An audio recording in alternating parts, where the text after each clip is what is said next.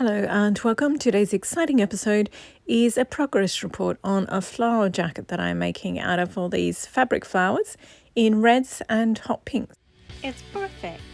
Perfect, perfect, perfect. Perfect jacket. So the last video you saw was a collections video of me going through all my pink and red tweed jackets that I've made over the past, I've been making these Chanel style jackets for about 14 years now. That's so long.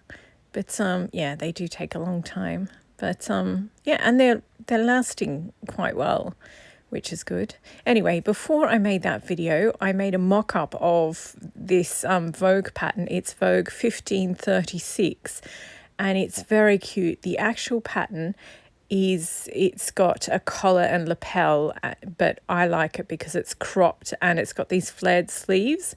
It's got I just thought it would be easier to do it without the lapel and collar first time, and I did it off camera. I don't like this arrow thing on the point at the back, so I just straightened that out as well.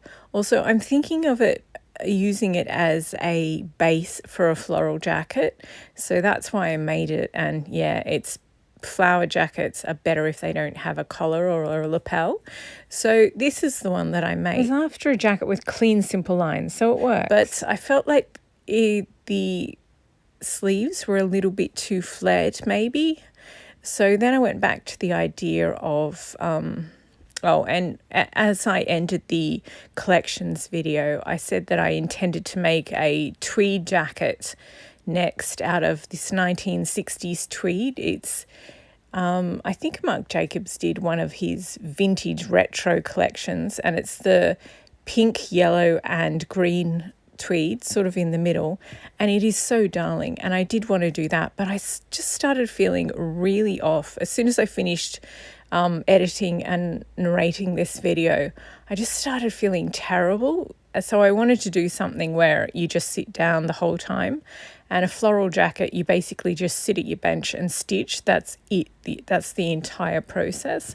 So I thought maybe I'll use this and I'll make a flower jacket, and so I started doing that. So I dumped out, as you can see, I had these were in a box, but a lot of my other flowers are in different bags. But this one, so I got out the box and I sorted them all into categories. So we've got rosebuds, roses, big dahlias, and then I also tried to sort the foliage into the different types. So there's some tropical begonia leaves, there's some plastic ones, those outdoor plant tiles that you can get at IKEA, and you just stick it on the wall and it's fake plants. Well, I got one of those, and you just pluck off each of the leaf bits, and so I'm going to use it in a floral jacket. So some of them are fabric flowers and foliage, and some of them are sort of plasticky stuff. But when you mix them together, it makes it look more realistic because your eye catches the different glints and things. So I think a little bit of plastic in there is good because it's shiny, and there are some leaves in nature that are shiny and there are some that are dull. So I think it gives your eye the impression, like subconsciously, that it's more realistic. Anyway, so I thought I would start with the biggest flowers, and these dahlias, oh my goodness. I always forget how small my jackets are because to me they're just standard size.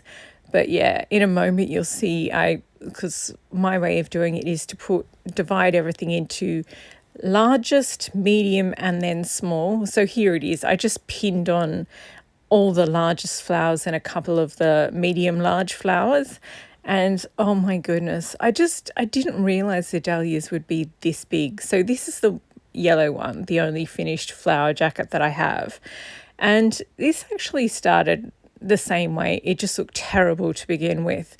So you've got to have a lot of faith when you make a flower jacket. So you can see some of the lily ones and some of the tulips, the really big flowers. They were the ones that I put on first in the yellow jacket, and it just looked hideous and all unbalanced and everything. So the way that the red one looks now is okay given what I'm going to do in the subsequent stages. But yeah, you do really have to work out where you want your big flowers first. So I should have shown you the back. But yeah, at this point I was feeling a little bit more sick as well. So yeah, I've also included some of the big leaves. Over the top of those, I'll put smaller flowers, but you just sort of need to know where they're going to go. And I love the having two big leaves near a hip. I just think it looks so cool. Anyway, so they're just pinned on at this point, and I keep moving them slightly and repinning them. Some of these rosebuds here are really high, like the base of the flower to the top. They're too tall, so I think I might cut them in half and then just stitch them on. I'm not sure. Maybe. Or I'll try and make the jacket without them. They weren't the right type of flower to use. So here's the back, and you can see I've got lots of the big ones and the medium large ones. I'm not a fan of that dahlia on the right shoulder. I think it's a bit big and parrot-like. But yeah, and now I'm just showing you all the large flowers on this one. So yeah, even though it does look a bit patchy and odd at the moment, it's the right base for what I'm trying to do. So I also pin some on the sleeves because you have to, yeah, the whole thing has to be balanced. And once I was happy with where everything had been pinned, it was finally time to start sewing everything down. So I start at the bottom because that way, if you reach into the top, you'll just get pricked by all the pins. So I start at the bottom and I just stitch one on, and sometimes I stitch and sometimes I use beads, and I sort of do a mix because sometimes anchoring it with a bead is stronger, but they're also quite obvious. So yeah, but then I had to stop because I just had the most terrible stomach bug or something, and yeah, I just had to lie down and the only time I got up was to puke. So I haven't actually done very much. I have stitched, I think the left side, there's quite a few stitched, and on the back, there's quite a few stitched down, but the arms, there's only a couple stitched down at the bottom of the arms. And, I ended up taking off the dahlia off the right shoulder. Sorry, the left shoulder, but it's right to you. And yeah, I'm just going to put some leaves on there. It's going to look so much more balanced. And yeah, so I'm quite happy with the way that it's going, but I haven't proceeded anywhere near as much as I was hoping to. I was hoping to have finished stitching down this layer and started putting on the next one. But yeah, so you can see a few of the hot pink ones that I've done. They're going to be probably what I do next. And then I think I'll still put some blue in here as well, because this is the jacket that was originally inspired by the Dolce & Gabbana rose one. Oh, this is a rose that I pinned down on the back at the bottom. And yeah, by the time you stitch down each petal, it sort of collapsed. Like, yeah.